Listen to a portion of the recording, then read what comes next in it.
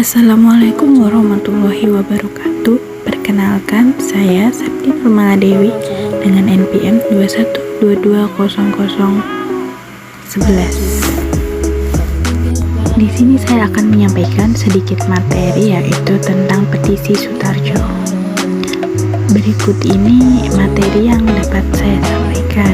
Yang pertama yaitu pada tanggal 15 Juli 1936, Sutarjo Hadikusumo mengajukan sebuah petisi kepada pemerintahan Belanda agar diselenggarakannya sebuah konferensi yang membahas status politik di Indonesia. Kemudian Sutarjo menganggap bahwa kerjasama antara Indonesia dengan pemerintahan Belanda sangat dibutuhkan agar ada yang saling tidak rugi dan merugikan. Isi dari petisi itu ialah permohonan supaya diselenggarakannya suatu musyawarah antara wakil-wakil Indonesia dengan negeri Belanda, di mana anggota-anggotanya mempunyai hak-hak yang sama, yaitu memiliki tujuan untuk menyusun rencana yang isinya adalah pemberian kepada Indonesia, yaitu suatu pemerintahan yang berdiri sendiri dalam batasan pasal Undang-Undang Dasar Kerajaan Belanda. Pelaksanaannya akan berangsur-angsur selama 10 tahun dalam waktu yang telah ditentukan dalam sidang pers Belanda. Pengajuan petisi ini banyak diklaim oleh para pribumi sebagai bentuk meminta-minta suatu kemerdekaan dari pemerintahan Belanda. Namun bagi pribumi lainnya menganggap bahwa ini suatu tindakan yang dapat mengurangi perjuangan bagi rakyat pribumi.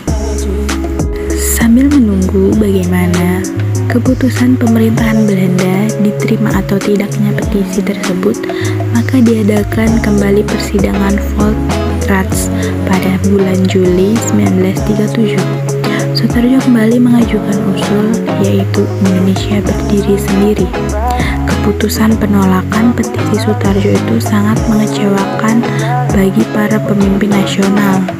Lebih-lebih jika dilihat dari lamanya petisi itu menggantung sampai 2 tahun dan baru diberitahu adanya penolakan, yang sudah barang tentu mengecewakan barisan para nasionalis. Setelah jelas petisi tersebut ditolak oleh pemerintah Belanda pada tanggal 16 November 1938, keadaan mulai tampak akan adanya tanda-tanda terjadinya perang yang besar antara pihak sekutu dengan pihak Nazi. Jika memang perang besar itu akan terjadi, seharusnya pemerintahan Belanda mengikutsertakan tenaga Indonesia dalam perang tersebut.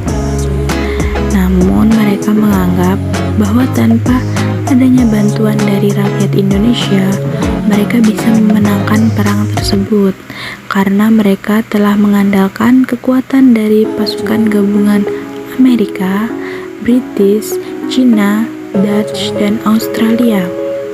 Padahal ketika itu pasukan gabungan tersebut masih belum teruji kemampuannya dan juga belum diatur dalam komando tunggal. Dan juga dibandingkan dengan perlengkapan yang dimiliki fasis atau Nazi, perlengkapan mereka dan peralatan yang dimiliki Belanda sangatlah ketertinggalan atau kurang memadai.